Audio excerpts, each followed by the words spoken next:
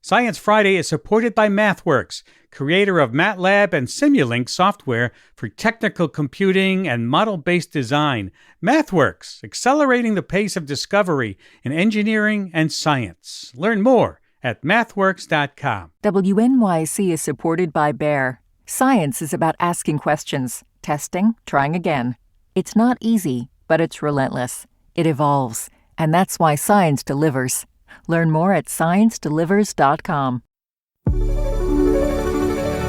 Hey, it's Flora, and you're listening to Science Friday. Childbirth is often difficult and painful. Just ask anyone who's been through it. That is not news. But why is it that way? And is our experience unusual compared to our primate relatives? What can anthropology and evolutionary biology tell us about our own birthing experience? That's what my next guest studies, and in her new research paper, she reports that we aren't alone when it comes to extreme, even dangerous childbirth. Some other species bear it too. Here to chat is Dr. Lia Betti, anthropologist at the University College London. Lia, welcome to Science Friday. Pleased to be here.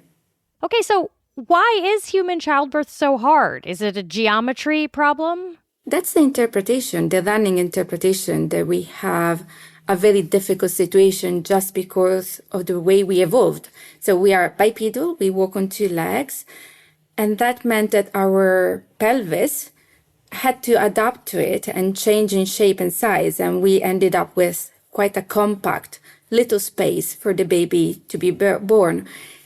However, at the same time, we had this very big brain that evolved that is massively larger than the ones of other primates.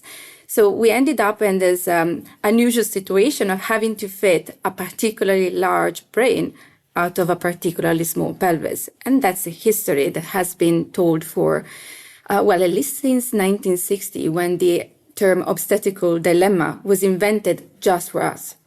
The obstetrical dilemma. Yes. Such a very scientific way of putting it. How does that compare to other species? Where are we on the spectrum?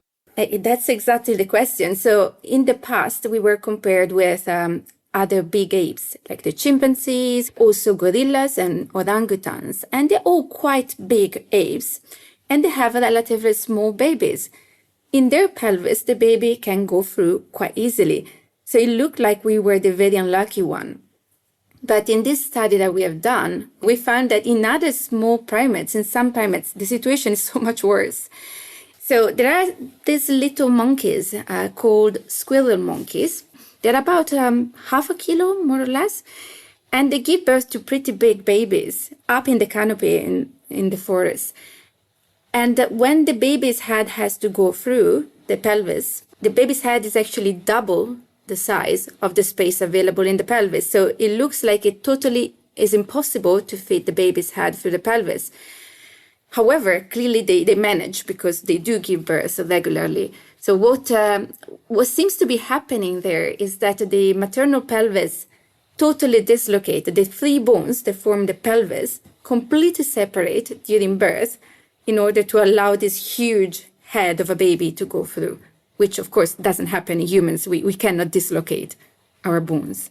Wow. Okay. So in these squirrel monkeys, the baby's head is double the size of the pelvis? Yes, and they are not alone. There are other primates that have such an impossible situation. So in perspective, our births should on paper be relatively easy.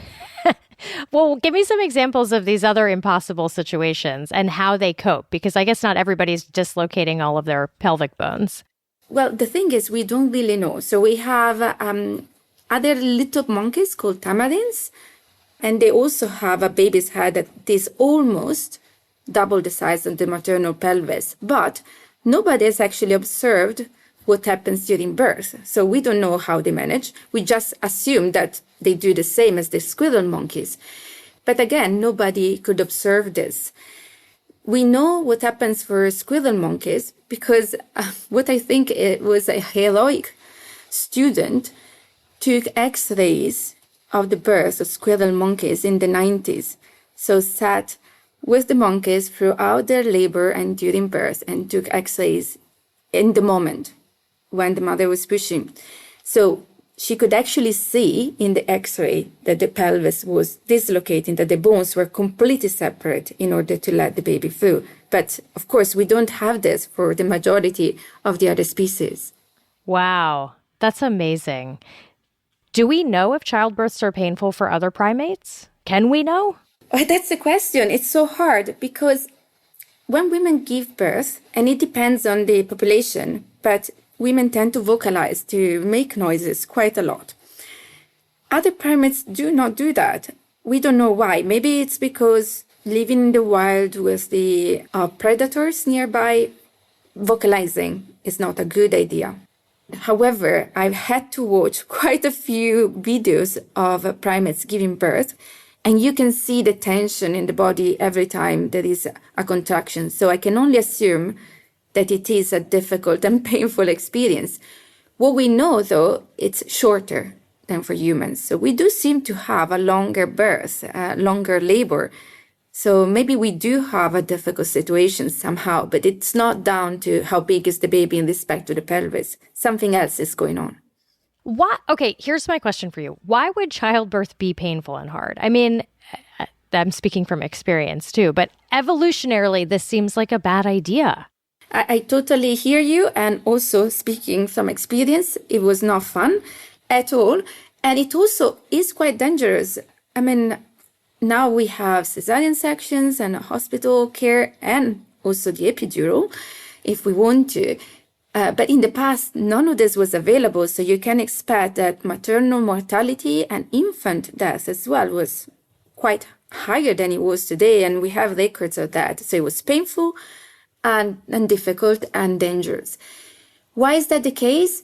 So the obstetrical dilemma that we talked about, the big hypothesis from the 60s, was all about how big was the baby's head in respect to the maternal pelvis. But now we know that actually we don't have it as badly as other primates. So it might be also that we have very fat babies. I mean, honestly, our babies just deposit huge amounts of fat. No, that's not the case in other primates. So there was a study recently that said that if you imagine that it's a good thing to have a big baby, because the bigger the baby, the easier it is for the baby to survive after birth. So we have a pressure evolutionarily to have big babies.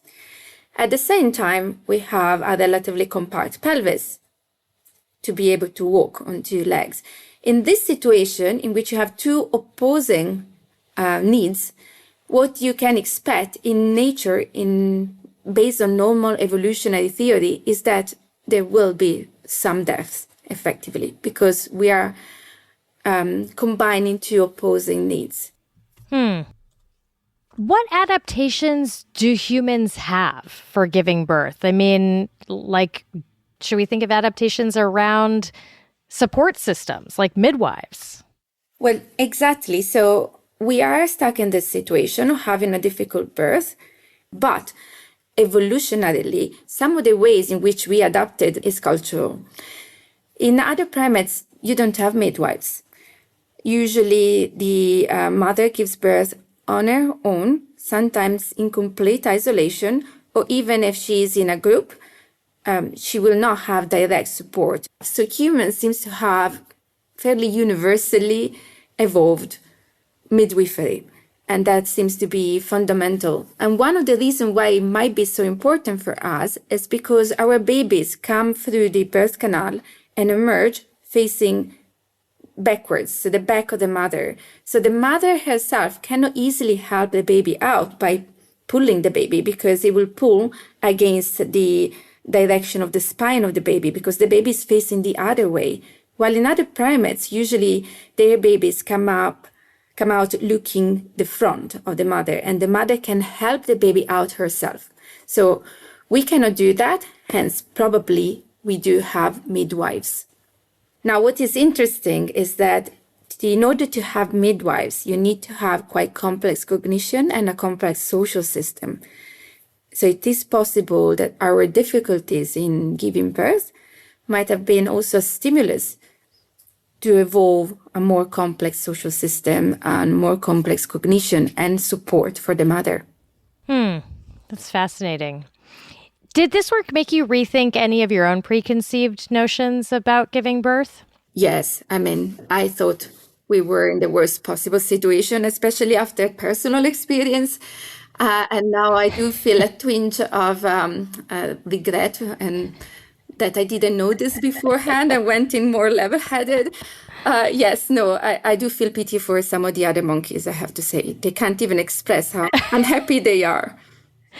Is there a story, you looked at, dozens of species. Is there a story, an extreme birth story, that really sticks out to you as one that you'll never forget?